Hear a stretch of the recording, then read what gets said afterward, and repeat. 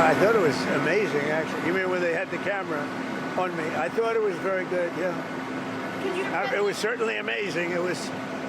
I think mostly cheers. It was loud and it was very enthusiastic. I was enthusiastic. Now the series, of course, shifts to tomorrow night. Game 4, again, Madison Square Garden. Will the Spurs even things up at 2 games apiece, or can the Knicks take a commanding 3-game 1-1 series lead? For that and more, I'm pleased to bring in Craig Carton, WFAN radio host of the Craig Carton Show podcast. Good to see you, Craig. Welcome in today. You too. Thanks so much for having me. Late night and early start to today, of course. You know, I know, but you're feeding off all the energy here, and there's a lot of excitement. But I want to ask you, this talk about San Antonio's style of play, the star Victor Wembanyama, and a lot of folks are looking at him and they're wondering, could it be that the greatest, youngest player in the NBA, sort of the face of the league, is the dirtiest player in the game? You know what went down? I want to play a little bit from Knicks star Jalen Brunson after the game and get your reaction. Jalen, what happened between you and Victor in the first quarter, and did their level of physicality bother you? No, to answer your second question. And whatever you saw is what you saw.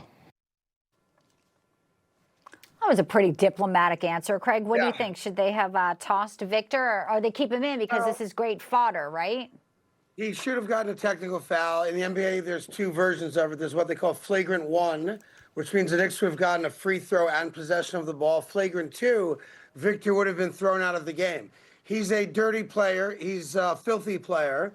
And that's just the reality. And it's shown its ugly head throughout the entirety of the playoffs. My gut is that at some point today, the NBA, because they can do it retroactively, will put a flagrant 1 on it. Why is that important? Because he will have now earned 3 flagrant points in the postseason, meaning if he gets another flagrant 1 called against him, he's immediately ejected from the game. I don't think the Knicks are bothered by physical play. I think they're bothered by the fact that in game 2, which they won, and in game 3 last night that they lost by 4 points, the officiating wasn't consistent.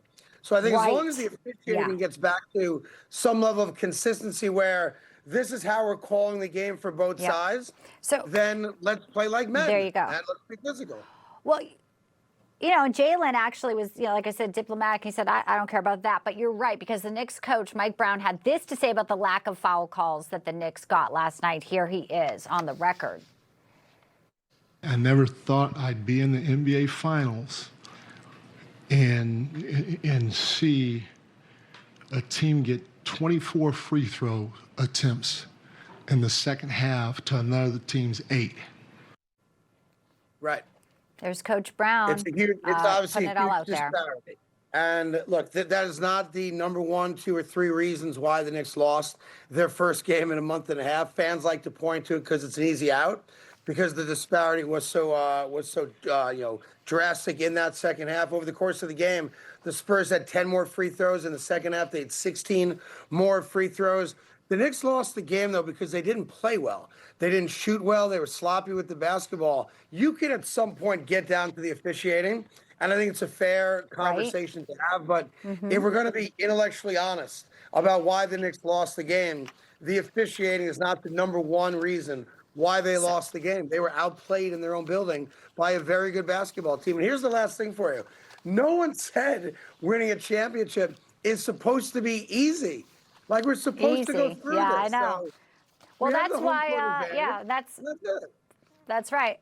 Tomorrow, game 4, you're not going to be getting much sleep, but you wouldn't even know it with your energy. The Craig Carton Show podcast, WFAN. Great to see you. I hope you come back soon, Craig. Thanks so much for your analysis. Pleasure. Thank you for having me, and let's go Knicks. I think a lot of people on my team are saying the same thing here. Thanks.